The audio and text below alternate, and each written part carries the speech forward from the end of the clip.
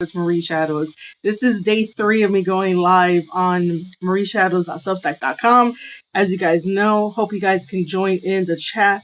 This would just be a very quick sort of NJPW conversation.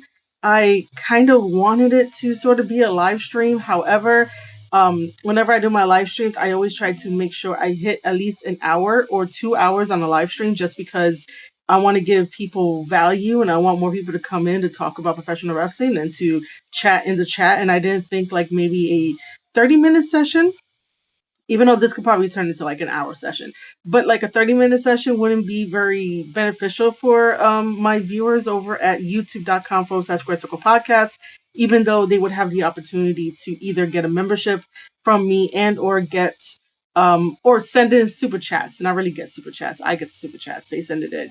But you know what I mean. So yeah, if you guys don't know, the Square Circle Podcast on YouTube is officially part of the YouTube Partner Program. That's what I have been saying for the past last 2 live streams. And even today's newsletter that went out. I hope you guys are enjoying the summary of me reviewing Stephanie's Places, where she had CM Punk on to talk about CM Punk's return, his injury, and all the past stuff that happened between them, and them apologizing and stuff like that. Just giving like a really good diary, like a road diary of CM Punk coming back and all of that, and also talking a little bit to Triple H about his injury back in the day and how he felt and all the doubts and stuff like that. Because sometimes we really don't give wrestlers enough room or their flowers, or even like the platform to sort of speak and be like a little bit vulnerable and be like, hey, these are real thoughts that they're thinking. These are like real doubts that they're thinking and stuff. So, we really don't give them the time that Substack uses for the live streams. I'm just going to say it. I just hate it. I can't find, this looks like it's straight. Like it's straight. And I hate that the internet connection is always unstable. Like, how is it unstable if I'm on the 5G network? I know I'm going off into a tangent, into, something else. But I do want to say that I hope you guys are enjoying the summary. As you guys know, full episodes are for members only, so grab yourself a membership. I don't know if I'm still going to use the membership from Substack. I do appreciate the one subscriber that I have, the one paid subscriber. I do appreciate you so much. It helps out. However, I just don't know. Like I said before in the previous ones, that the views for video is not as high as I would like it to be. And I know that sometimes people just don't get the emails into their into their inboxes. And if you don't get your newsletters from me, from Square Circle Podcast, then you might have a Gmail account and it might go into your spam folder. So I'm going to keep saying it until people go into their spam folder and be like, this is not junk, or this is not spam. Just because it has maybe video and pictures and stuff and like multimedia kind of deals, because I like doing multimedia kind of stuff. I like making sure that everything is creative and visual as possible, because that's just how content creators should like express themselves and not just be like, oh, here's some words, go read the words. Anyway, so like I said, the full reaction video for Stephanie's Places that features CM Punk, which is season 1, episode 1, is only available for members. And like I said, on YouTube, very inexpensive memberships. $1.99 is the OG loyalty price. So that means that people who have been rocking with me since 2019. It sounded weird in my head, okay? So the loyalty tier that's not going to change is going to be $1.99, and then the other one is $9.99 a month, which is the Tape Study Plus. I really honestly could not come up with a different name. Sometimes I'm bad at naming things, and sometimes I really want cool names that roll off the tongue and it's all like cool and everything, and if it's like really bland, I'm just like, oh, I really don't want that. But like, I called it a Tape Study series, well, Tape Study Plus really, because it features, reactions to videos such as Stephanie's Places and, Legends of Future Greats. And it also features, if I could upload reacting to wrestling videos without getting hit with like a copyright claim or something, just because like I want to make sure that like wrestlers improve and stuff like that. or hot takes and stuff like that, or whatever the case may be. Or we have member only streams where it's just us, which is totally fine. That's why we cultivate a community. The kind of energy you give out is the kind of people that come into your community and want to be part of your community. My content may not be for everyone, and that's totally okay. My content is my content. The way that I want to set it up and stuff. But just know that those are the only 2 memberships. I want to start out with 2. I want to see how that works. And then there is what you call it? There's the super chats, and then we added something new to YouTube, which is the YouTube. Okay, I thought like I just messed up my live stream. I did mess up my live stream. That's because I accidentally switched windows. Substack, when are you guys going to allow us to use OBS to like do multi-streaming? Like when, dude? Like I want like multi-streaming, please. So I could plug in the stuff into my OBS and like do this on OBS and then broadcast it to like everywhere. Okay. So another perk about being part of the YouTube Partner Program, which I'm being very transparent. Most streamers are not going to be very transparent with you just because of like, they're like, oh, you got to keep it hush hush. Well, the more that we know about things, right, the more that we could get improvements on certain features that we like, and like get new features, and then talk about how like money is distributed. Like I'm always like, we should have conversations about this. So I'm just going to show you the YouTube page. So I am going to flip the camera around, right? Look, there goes the page, Square Circle Podcast, right? By Marie Shadows.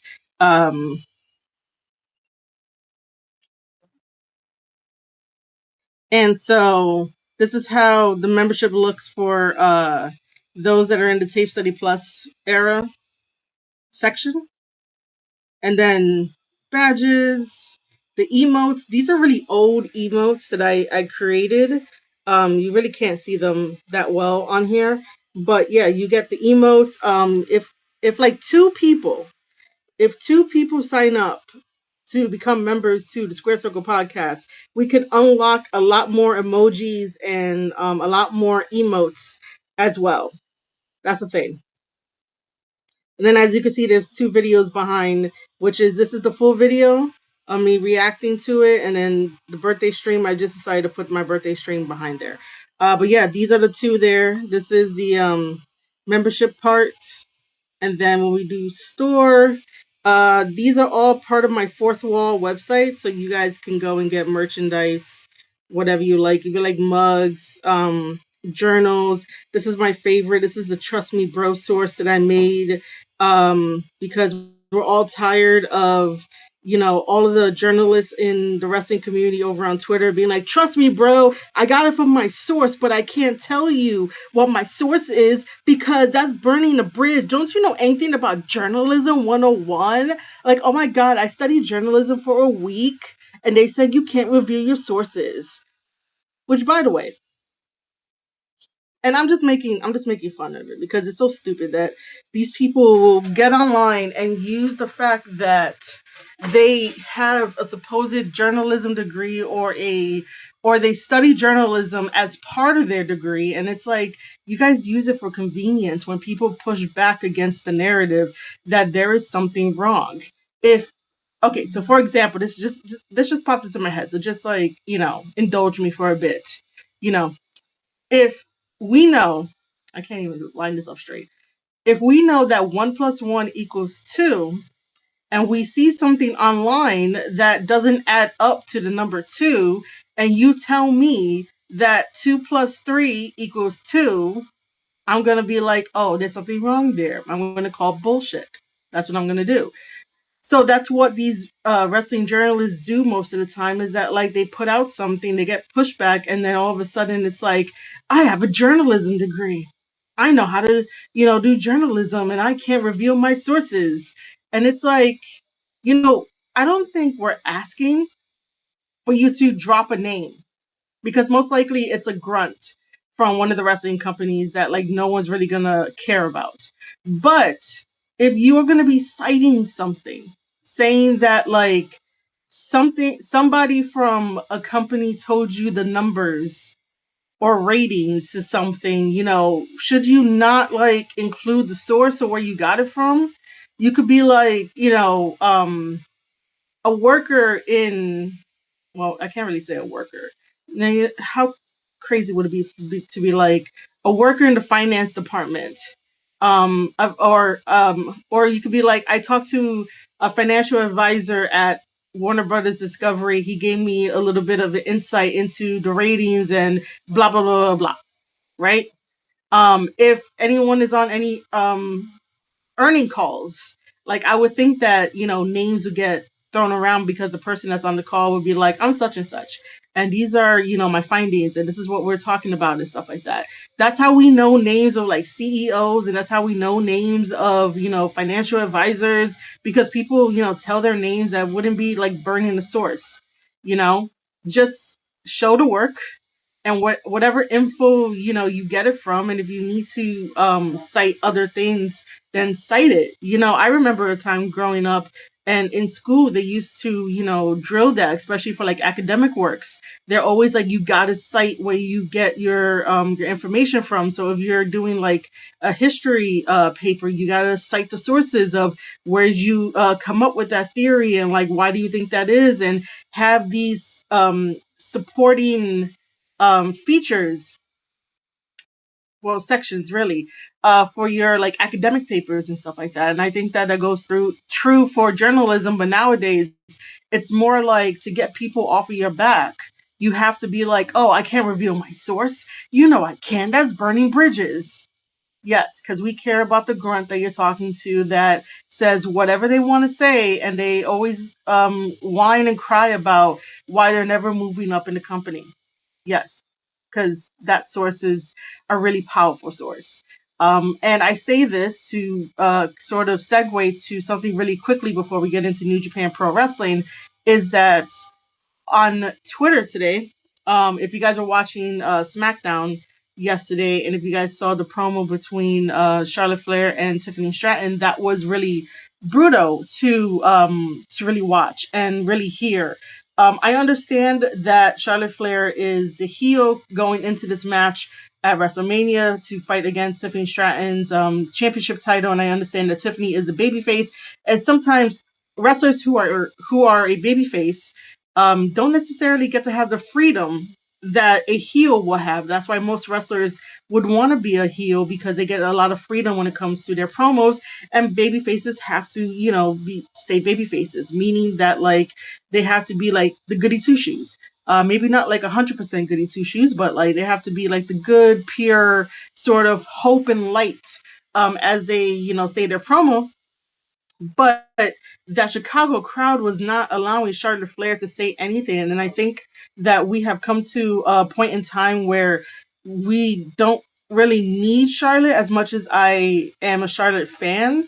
I also do think that her win at Royal Rumble sort of set this mindset going forward of like, hey, that wasn't cool. You jumped in line in front of all the other girls. It could have been someone else's dream, to be at WrestleMania that has been there during like her absence of getting better and healing and stuff like that.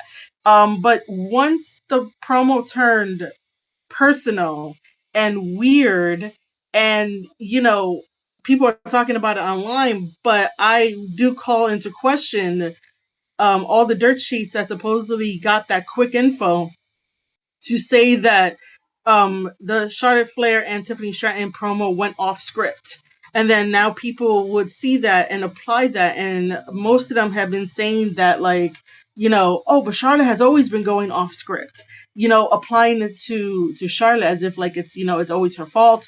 Or even saying that Tiffany Stratton needs to know her role. And it's like, she knows her role. She knows what she's doing. I think that Tiffany felt really cornered because she wasn't allowed to shine. Because apparently, I think it was maybe outside the WWE. I don't know. Because there was some chatter about like people saying that, where was this Tiffany Stratton? Talking against Charlotte in like the previous promos, because somebody, I guess, resonated with like this thing that Tiffany Stratton was talking about that was not like WWE programming related.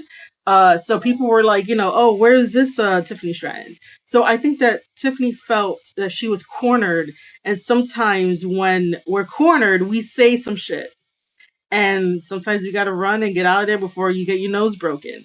But it is getting people to talk about this match now because nobody was really interested in it. And sometimes you have to make things personal to get people talking about it, even if like it's gonna ruffle feathers. But then again, like if you really don't want your personal life out there, then don't talk about your personal life. Don't mention it. If someone asks about like clarification about what happened and like personal wise, just be like, it's just a personal thing. I appreciate you asking, probably looking out, but it's just a personal thing. It is okay to decline, to speak about personal things if somebody asks. It's okay to decline that. But because Charlotte did not decline to mention it, because it wouldn't be rude if she would have said that on the talk show that she went on and then talking about her divorce. It wouldn't have been rude if she would have been like, respectfully, I don't really want to talk about it. I'm not ready to talk about it, but thank you for, probably having some kind-heartedness to ask me about it, to ask her how she's been, because again, going back to John Cena's promo, when is the last time you asked a wrestler how they're doing? When's the last time? Please make sure to check in on wrestlers when you can, because they give all of their body and all of their time and all their sacrifices to wrestling fans that really care. So make sure you go ask a wrestler how they've been doing.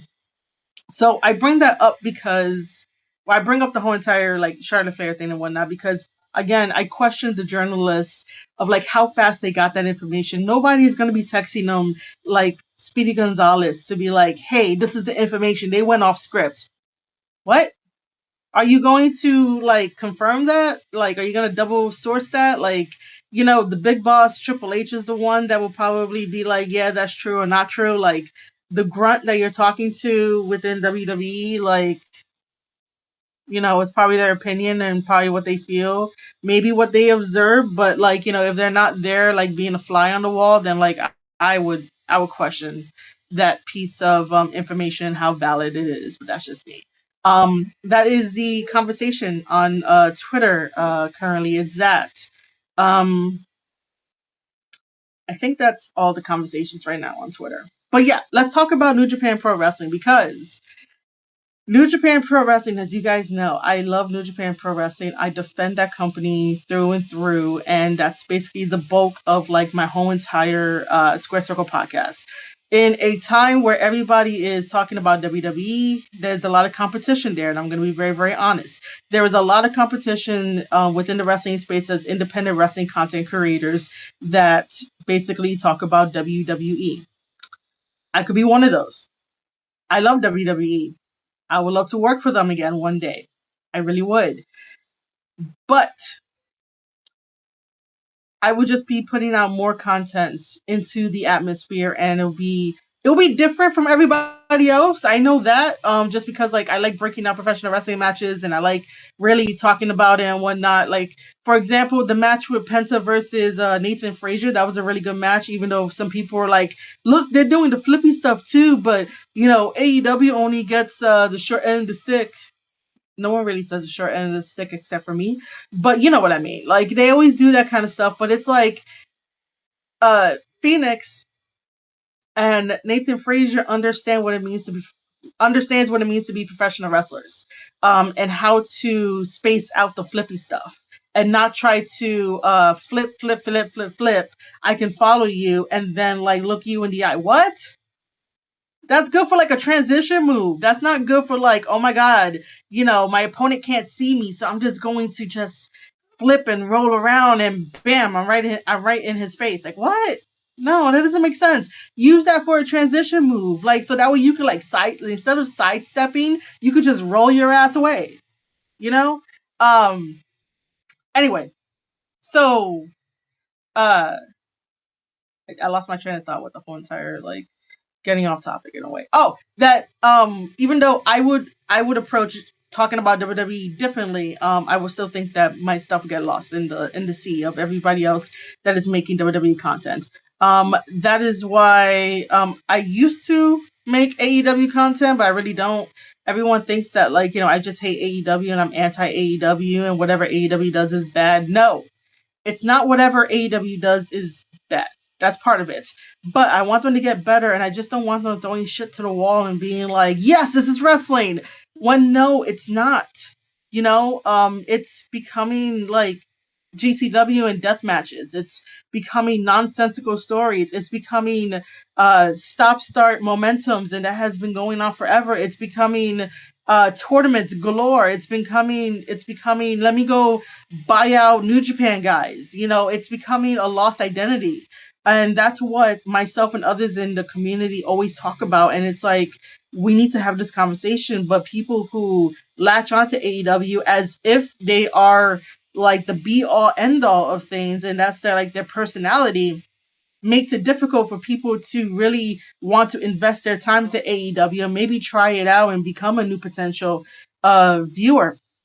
So I used to review AEW until the rose glasses came off, and I'm just like, you guys need to improve and not go backwards. Whenever we say that we want an alternative in professional wrestling, it does not mean that they have to be WWE 2.0, but WWE has the blueprint. So why not take some of that stuff and just tweak it? Just look how well that worked for TNA when they created, the knockouts division, when they had the knockouts in a cage match, and when the knockouts are main eventing the TNA pay-per-views, the King of the Mountain, the X Division matches, all of the cool little niche gimmicks that TNA did, and TNA stood apart from WWE despite doing the same thing that AEW has been doing, that was poking the bear. After a while, TNA sort of learned. They were like, we're not gonna win this. We're not gonna win this war of who could poke the bear more.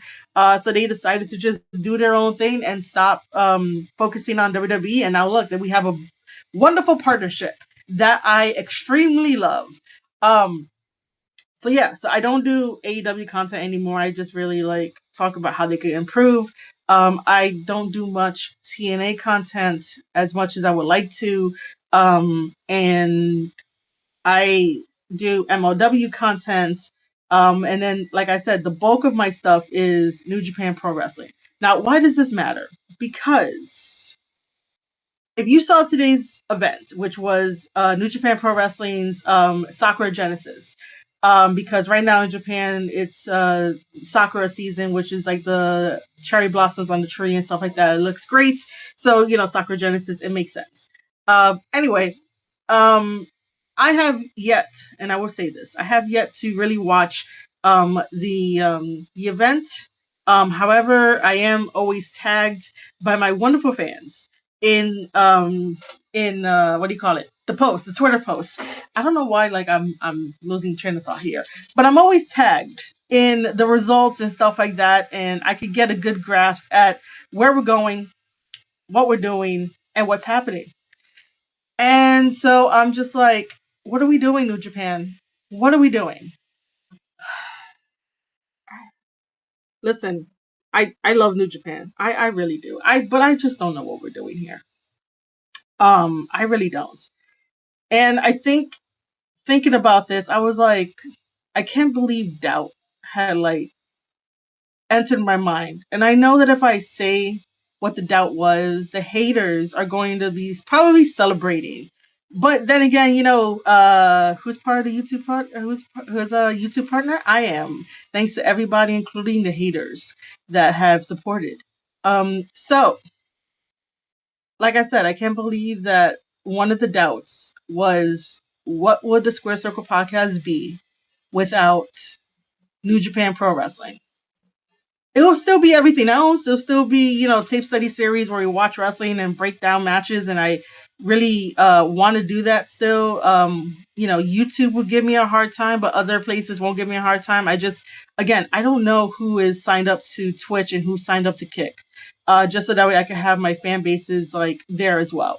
But I was just thinking about that, and my content will still be good. There's still other stuff for me to do and mold and make some new stuff.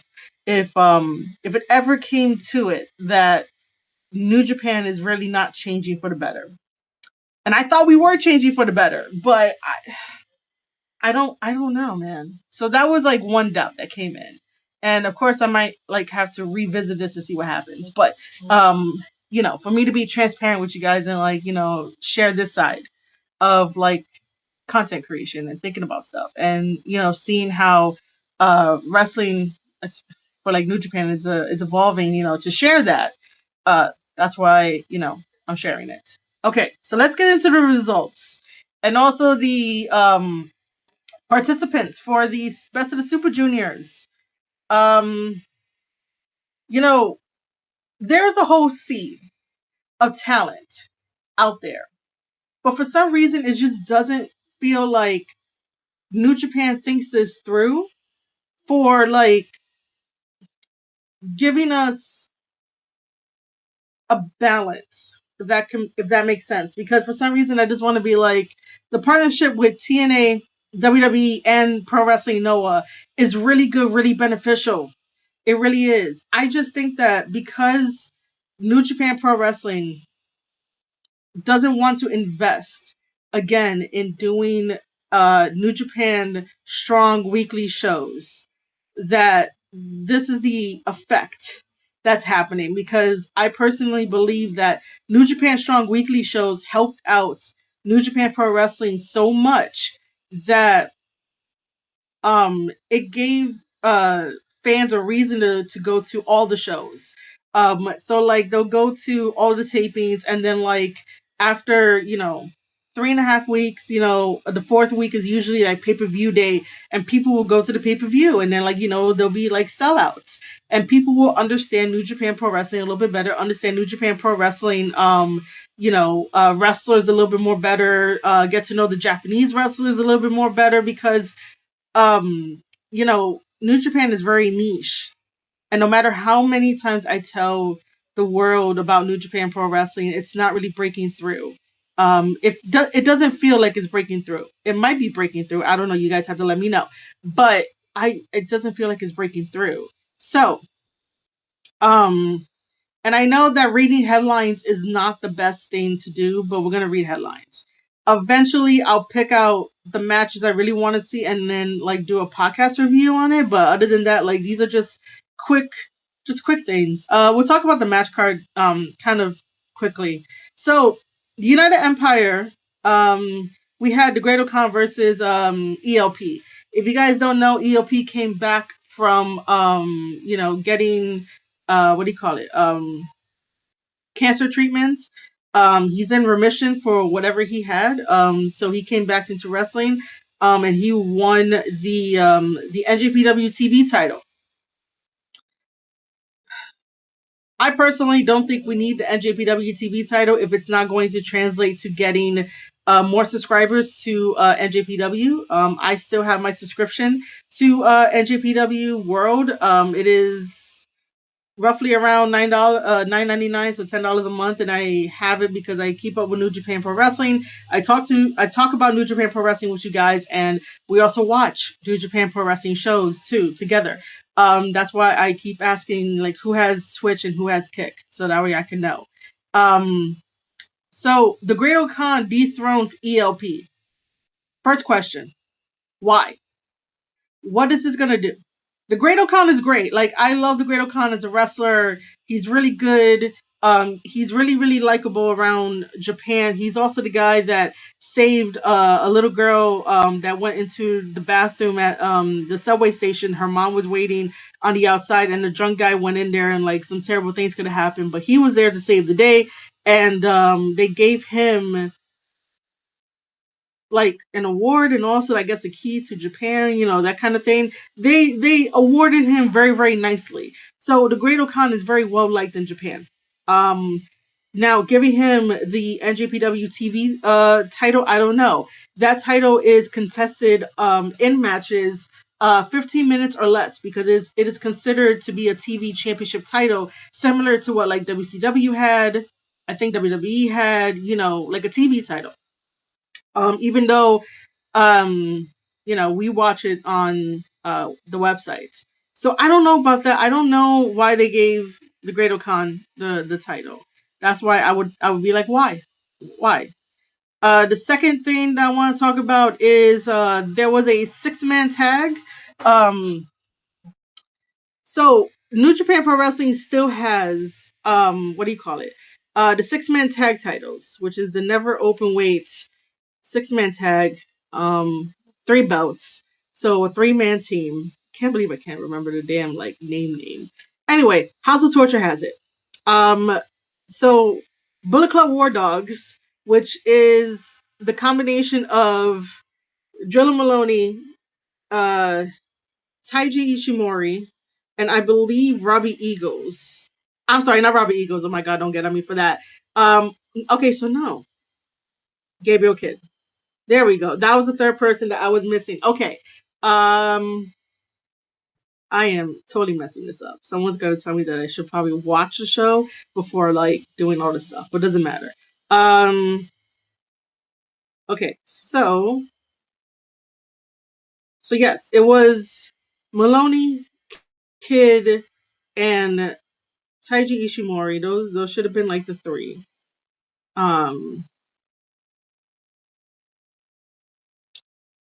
To try and take the belts off of House of Torture, but then apparently Clark Connors and Sonata comes down to the ring, and then Sonata takes the guitar. He thinks that he's Jeff Jarrett. Sonata, we'll talk about Sonata in a second, but he thinks he's Jeff Jarrett and like hits Maloney over the head with it, and like causes House of Torture to keep the belts, and basically messes up the match, and then joins House of Torture.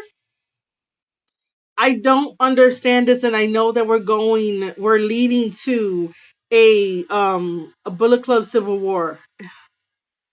All right, so let's talk about Sonata for a quick second. Sonata had it all. What happened? What happened, bro? Like, okay, Sonata had it all. Sonata was part of LIJ. He finally broke away and made his own thing, and he made just 4 guys that turned into just 5 guys, and then betrayed just 5 guys. He was once IWGP World Champion, and I believe he was also a New Japan Cup winner, and he has all these accolades. So yeah, he betrayed just 5 guys. Now it's just 4 guys, and joined Bullet Club. And the last couple of times during the Cup, it looked like Sonata was going to betray David Finlay. There was miscommunication, and guess what? Now it's like full on mode of Sonata betraying people, and this is a bad gimmick. This is so stupid. So stupid. I can't even keep up with it. Sonata is so lost that the awesomeness of Sonata is like no longer there. He's come out to like really ridiculous outfits, similar to what Seth Rollins has come out to in the past, except that Sonata just takes it, to a higher level. But yeah, so Sonata is just betraying people out here and going to different factions.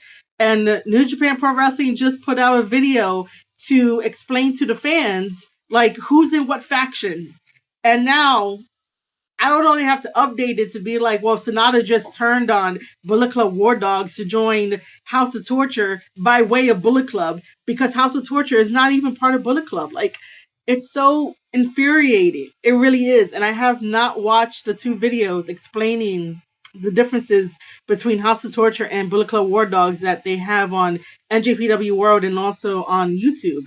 And I know that's going to give some more information too, but at the same time, it's like, I already know what's happening. Like, I know why, like, House of Torture was formed back in 2020. Like, I know the reason why, but, we'll go over that one day. Okay, so, again, House of Torture. The next one is that Konosuke is still our never openweight champion. I don't think he should be champion. Like, he needs to go to the back of the line and actually build some type of repertoire and like matches in NJPW and like really like relearn a lot of things. But that's just me. He's our never openweight champion. That belt is not really going to show up like anytime soon after this. And then we get new and the youngest apparently crowned IWGP Tag team champions. Listen, I love Jeff Cobb. Callan Newman needs to stop wrestling like Osprey and like actually evolve in his wrestling aspect and stop trying to be like, I gotta walk down this aisle. I can't look at anybody. I can't be a babyface. I can't interact. I'm so scared. I'm so shy. He gotta break out of that. Because if you want to be a wrestler, this is way different than just being a wrestler in the UK.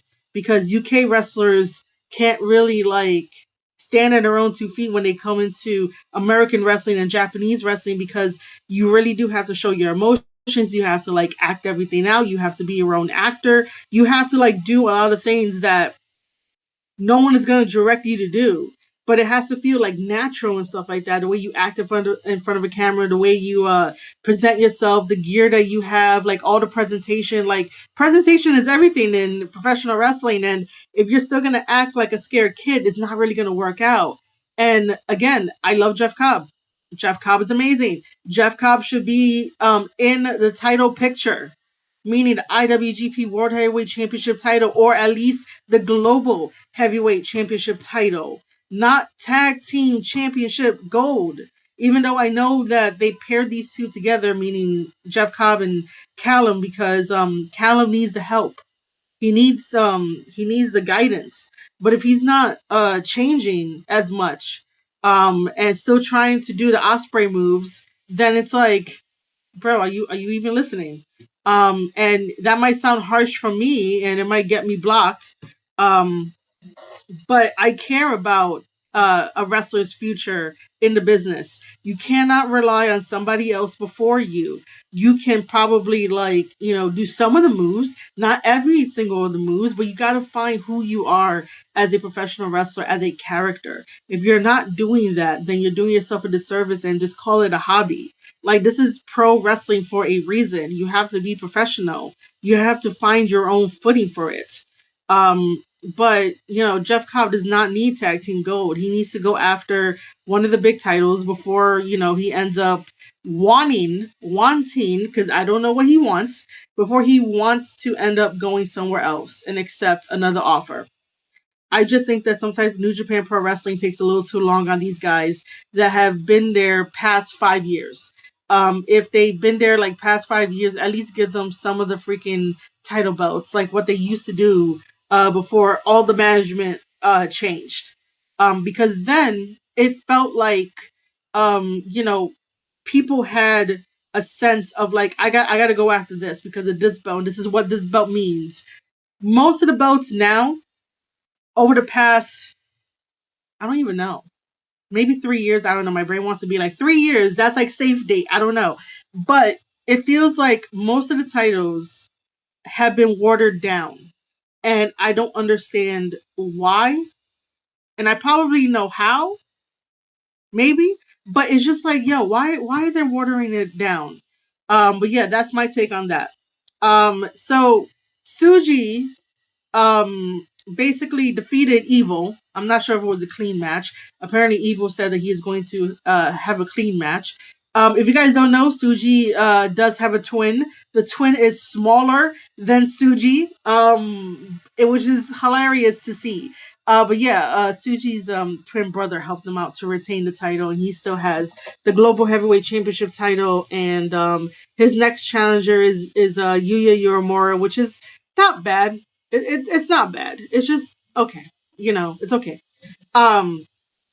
There is a article here that is off of the NJPW website that doesn't really talk about much. But I do want to mention that I did see on the Sakura Genesis card that it was Tanahashi versus Shota Umino. If you know anything about me and talking about Shota Umino is such a polarizing figure in professional wrestling that I'm surprised somebody actually listened to me, because I was saying that Shota Umino needs to defeat Tanahashi in order to get rid of the Tanahashi magic energy essence off of him, because if Shota Umino is doing this second chapter thing by him shaving his head and coming back and being like, I'm a new person, and I'm like, okay, we'll see. By him shaving his head and all that, he has to get rid of Tanahashi. because in the beginning people were like putting all this pressure on him and was like, yo, you remind me of like Tanahashi and you should like act like Tanahashi, meaning like the babyface stuff and all the energy and the high, I was gonna say high volume stuff, but like the high energy stuff. And then also because I'm sorry, hold on. His mentor, John Moxley, as well, because he used to come out as um like part of the Death Riders that'll be on his Titantron, and then like he holds the jacket and like he comes through the crowd and stuff like that. And I'm like, he needs to get rid of these guys because they are bringing him down. He's again. It goes back to the concept of you got to find who you are as a professional wrestler and not allow people to be like, oh, you're like this person, so imitate this person. And it does not matter as this person is your mentor. They want the best for you, but that does not mean that you copy them. And Shota is really good in the ring. It's just that he still needs a little bit more polishing. He's almost there to become a diamond, but he's not there yet. So I was surprised that I guess somebody in New Japan Pro Wrestling was listening to me that this match happened, that Shota versus Tanahashi happened. So I guess all of my raving, ranting, and my support for New Japan Pro Wrestling is getting out there and getting to the right ears, because it's like, this needs to happen for Shota Umino to realize his full potential, to become the best wrestler that he can be. Not the ace, not yet, because Shota Umino is still very, very young. And by the way, us fans, we need to really stop being like, this wrestler is the ace, that wrestler is the ace, that wrestler is the ace. You would know when a wrestler is the ace. Like, you would know it. You would feel it. You can't just give it to somebody and be like, you're the ace now. Go forth, my child. You are the ace of this wrestling company. It doesn't work like that. We do not bestow the title, the ace, on people. We don't. It has to be one of those like collectively in agreement, but silent agreements, where it's like, this wrestler is the ace. Yeah, we agree. Like how we could say like John Cena is the ace of WWE. Cody Rhodes could be the ace of WWE. You also have like Seth Rollins and Roman Reigns as like the aces of like WWE, like stuff like that. Like it's a combination of all of their life's work. That is how you become the ace of something. That is why Tanahashi is the ace. All of his life work, all of those sacrifices, his body of work, that's what it is. Shota is brand new. So he doesn't have as much to become the ace.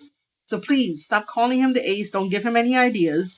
And let's see how well he grows. He's growing well, in a way. But yes, I was surprised. I think Actually, I don't know the outcome of what happens in that match, but I was just really like, I want to mention that. So now, let's just talk about the main event.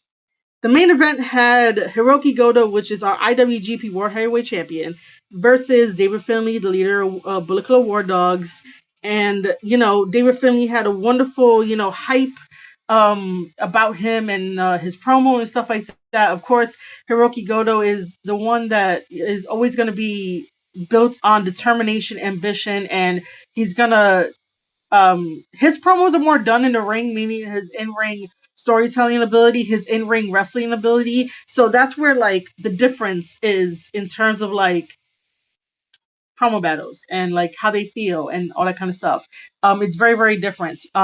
We as Americans and foreigners over to like New Japan Pro Wrestling, we focus more on the theatrics and drama, and so does some of the NJPW guys. So does the Japanese guys. But to put it into perspective, I know Goto probably didn't have a lot of words to say because he would have said most of his words in the ring.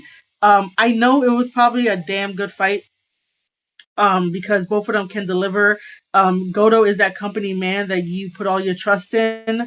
They put their whole trust in him until like people got bought out, went over to AEW, and then like there was more space and more room to crown people that you wouldn't think would ever get a championship opportunity to carry the company. And then here's Goto.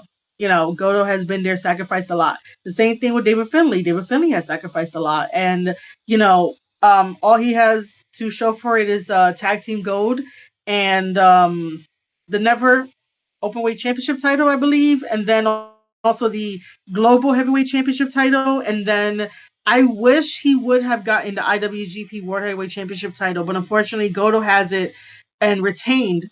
And my issue with that is that, it's Sakura Genesis. How do you have two different title changes, meaning the tag team titles, the heavyweight tag team titles, and the NJPW World TV title, two championship titles that nobody really cares about? We care about the IWGP World Heavyweight Championship title. We care about the IWGP Junior Heavyweight Championship title, and I haven't even said anything about that. And I think that's it. I don't even know, man. Like, it's really annoying that the titles. Oh, global. I care about the global heavyweight championship title. But it really is sort of like, damn, man. These titles that New Japan has, and I'm like, all of them used to mean something. It was so good back then. So good back then. Anyway, so yes, Goto retains the title. And then, you know, I basically said online, what are we doing here? These decisions in booking, New Japan, Gato, Tanahashi, they all have to be careful because booking decisions like this is one of the reasons why people will just leave New Japan for greener pastures. And if you go back into the interviews, Kadani, who is part of Bushi Road and like deals with distribution and all that, he was saying that like he doesn't like to see or have New Japan Pro Wrestling be known as like a feeder system. And I'm paraphrasing, but that's like the gist of it. That the wrestlers do so well that other companies are going to be like, hey, we can offer you X amount of money. Do you want this contract? And most of them are going to be like, yes, I want that contract. Case in point, Kevin Knight. Kevin Knight did not take offense to this at all. Like, I really love Kevin Knight and what he's done in professional wrestling. And, his matches are great. He's a great guy. And he's a really, really great talent. It's just that to know he signed with AEW, it's sort of like, dude, like, man, I don't know what it is with New Japan Pro Wrestling and not like getting people for the sake of getting people. And it might be a money thing, but I always say that money fluctuates and comes and goes. And, you got to learn how to save your money. You got to learn how to invest your money so that way you can have passive income and not worry about, are they going to sign me today? Or are they going to sign me tomorrow? There are things that are way more accessible now as being a content creator, being a marketer, yeah, I guess a marketer, like all these different opportunities for you to make money on the side while you do professional wrestling and not just rely on like, yo, when is my paycheck coming in? And you're just relying on that one paycheck. There's different avenues for every single person around the world to try to at least make something. It's not like, making a million here, a million there, but like making enough to sort of reinvest in yourself so that you can have that passive income in a very legal way. But sometimes it feels like wrestlers don't want to do that. And they go with the first person that's gonna like drop that big ass money bag in front of their face. And it's like, you have to at least know that you have to make a return investment on that. Mostly everything in the world is like on loan.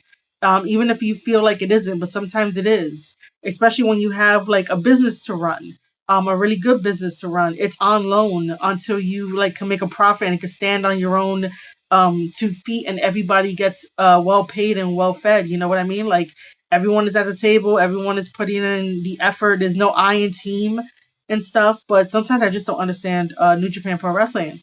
With that being said, on Twitter, I did say like, what are we doing? If wrestlers leave, it's because of booking like this. Like, I think that we should have had a change in the championship title because, what is it?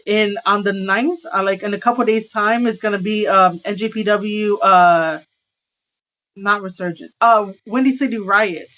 And so, while Goto is gonna be there to bring the championship title, and he's gonna be in the main event, his opponent is Shota Umino, And if you read the comments under the NJPW tweet, nobody wants Shota Umino in that spot. And I'm gonna have to agree that I don't want Shota Umino in that spot, but it already happened. Goto's way of thinking is that, and I also commented on this too. Goto's way of thinking is that, you know, he's gonna show the American audience the Japanese strong style, and you know, I was like, AEW already made that into a joke. The American fans are not going to respect it the way that you think they're going to respect it.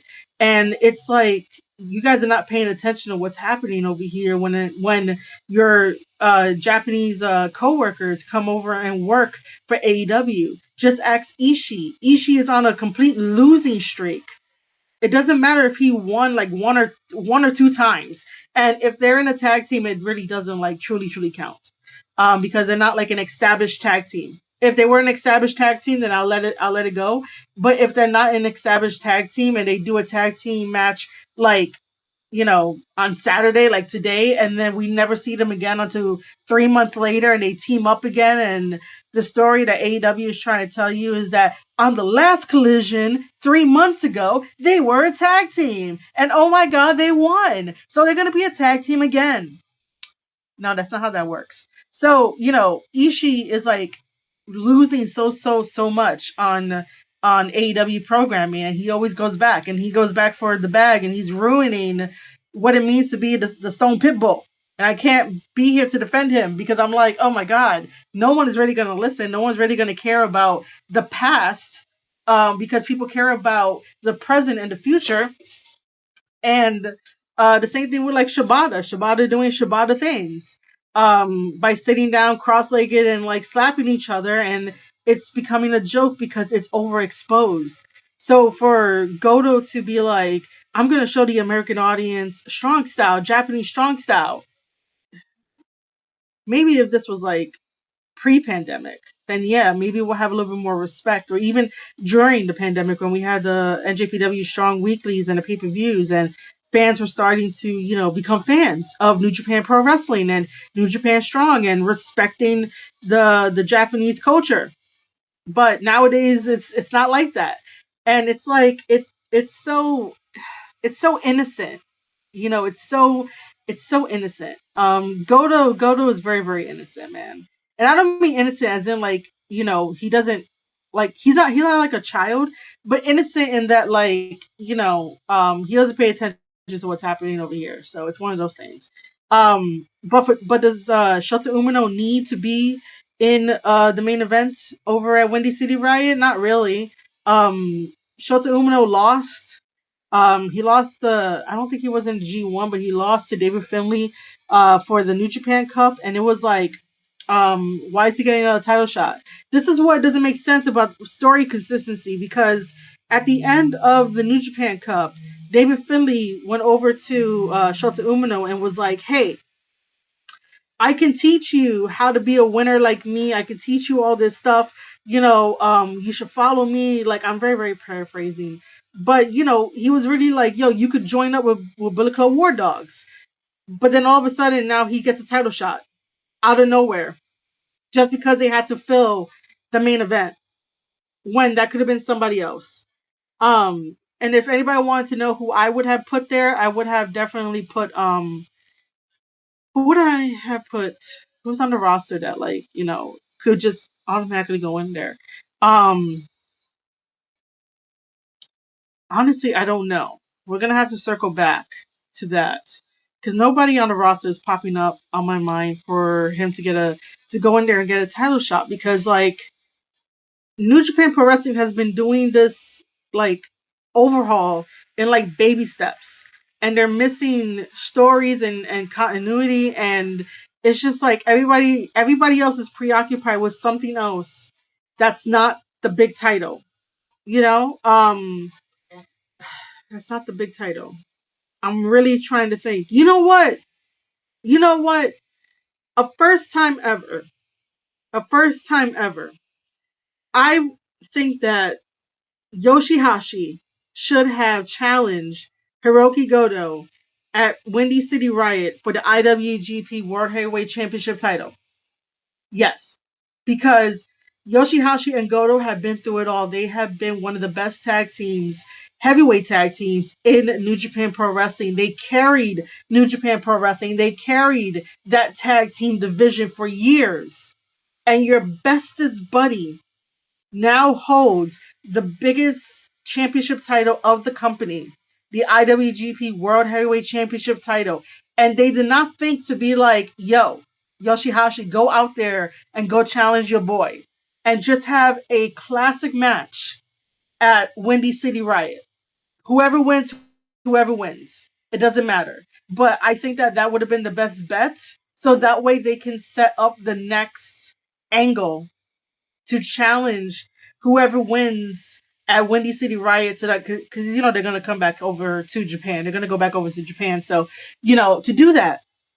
But no, that didn't happen. Now that's the card. Let's talk about David Finlay for like a quick second.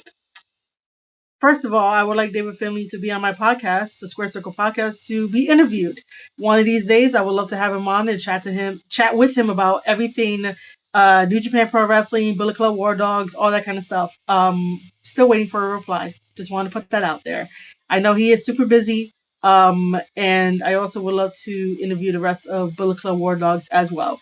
They deserve the spotlight, and my whole entire podcast interview series is all done in kayfabe. So no personal questions will be asked. It's not my territory. That's not my thing. I don't like to invade on other people's privacy unless we be buddies. Podcast does host interviews. I've interviewed Robbie Eagles in the past. I've interviewed Clark Connors in the past twice. Clark Connors is amazing. Aaron Henare of the United Empire, I've also interviewed. And that's about it for like New Japan wrestlers. But there's a lot more interviews in the Square Circle podcast. You can just go back in the catalog and see whatever interviews you want to see. So now let's talk a little bit about David Finlay. After David Finlay loses to Hiroki Goto and doesn't get the IWGP World Heavyweight Championship title, he then says he issues a challenge to face House of Torture in a dog pound steel cage match. Sir, why are you playing with my emotions? I am not happy about that. Did you guys see the first dog pound steel cage match that they had? It was War Dogs versus United Empire. That was a war. I have not revisited that match ever since it was done. Like I have not revisited that match because it really changed the course of wrestlers' lives.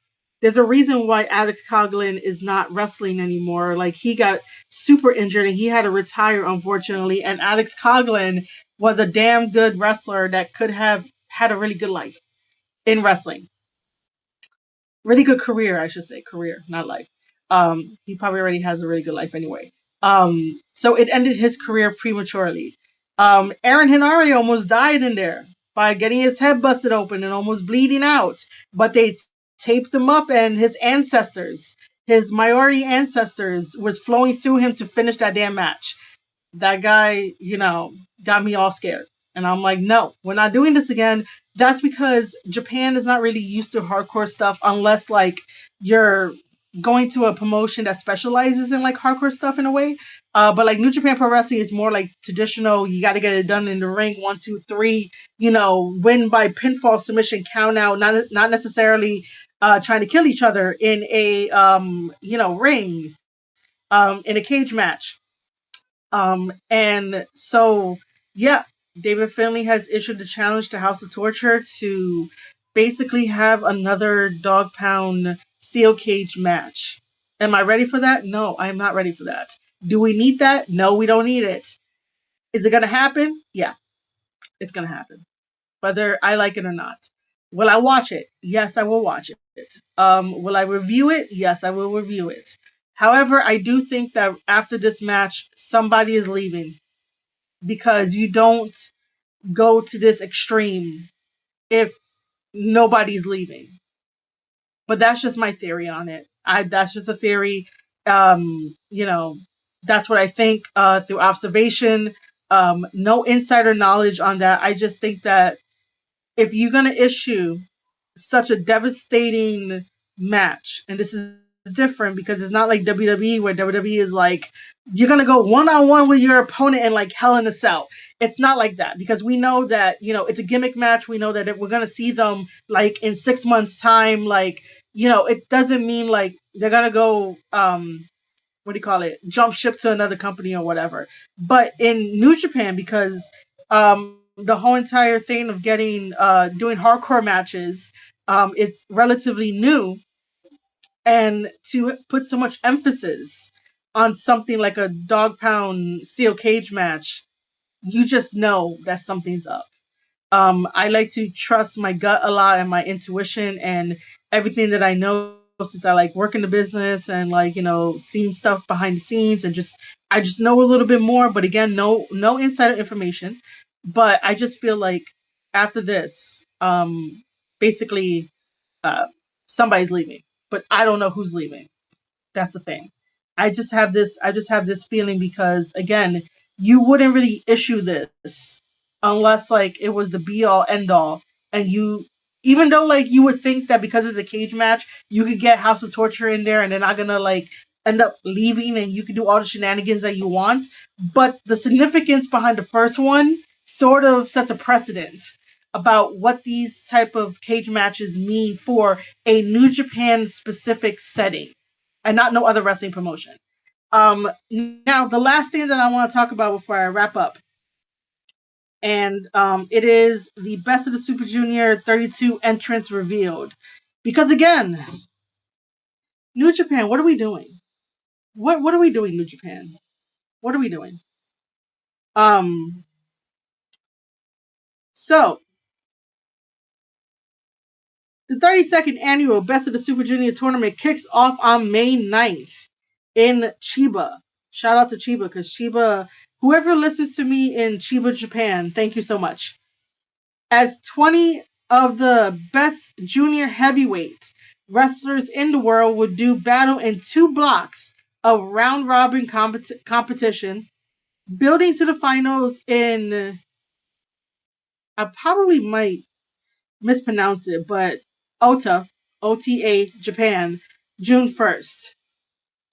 So, if you guys don't know, this is basically a G1, but for Best of the Super Juniors. So it does go by point system. It's a round robin point system. So we don't know the blocks yet, but we know the entrant, the people who are the entrants.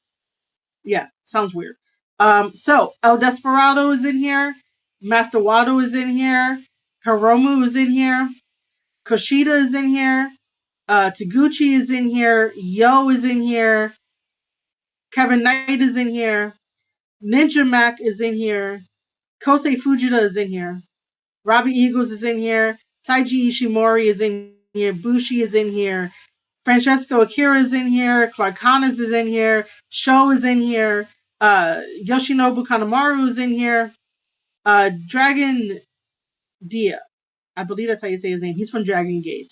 So he's in here. Somebody from CMML will be in here. Most likely it's probably Teton or Titan, but it might be Teton. Mao from DDT is in here.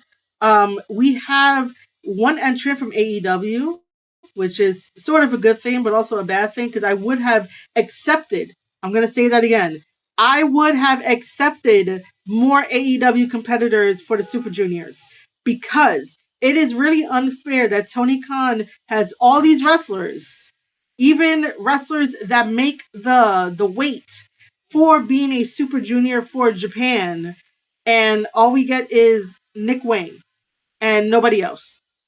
When most of the people that are weight appropriate for the Super Juniors competition can be in here and they could do something other than staying home waiting for something to do. And that's it. Nick Wayne is the last one.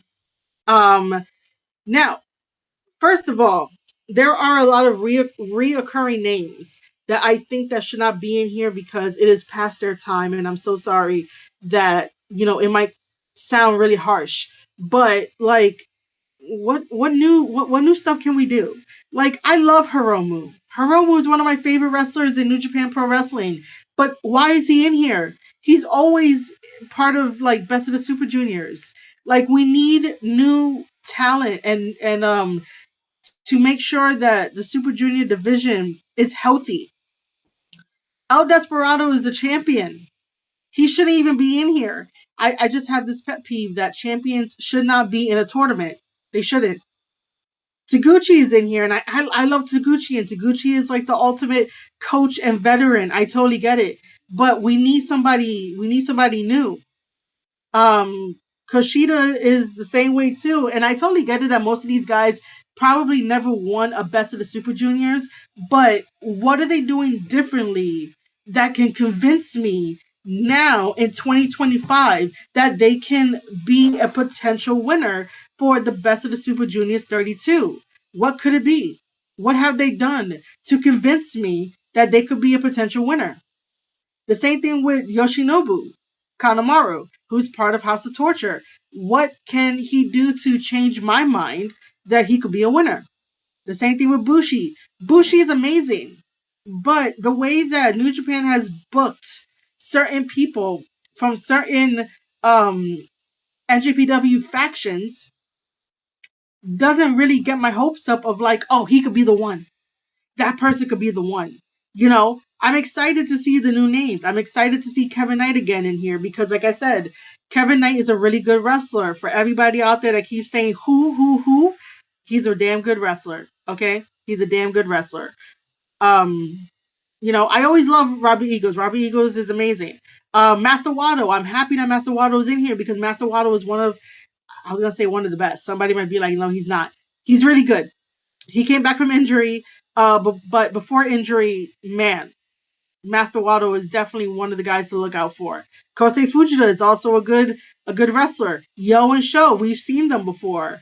Sho is part of House of Torture. Clark Connors, I'm happy that he's in here. I'm happy that Akira is in here. Taiji Ishimori, like, I get it. You got to be careful about Taiji Ishimori because he's very sly. Okay, he's very, very sly.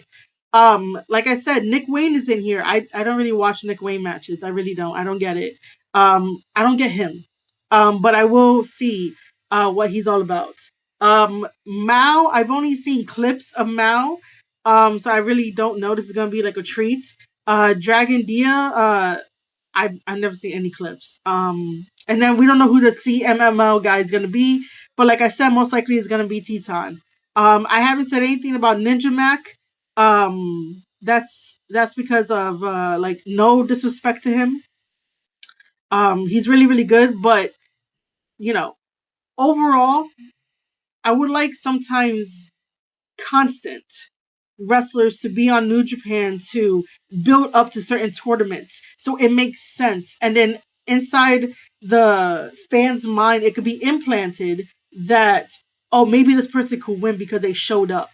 And when you show up, more people show up with you, meaning that you get a bigger support system when that happens, and you're not just like all over the place and stuff like that. Like,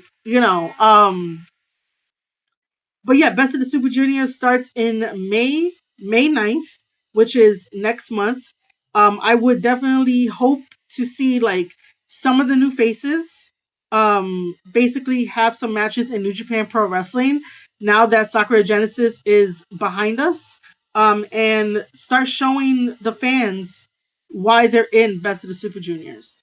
That is the one thing that I wanted to end on. And I guess this might be a podcast episode. I don't know. I was thinking of like, oh, this could be like the first episode for Inside the Locker Room, which is basically going to be the name of the interviews. I don't know. You guys let me know. But also like hot takes and like, first thoughts about certain things.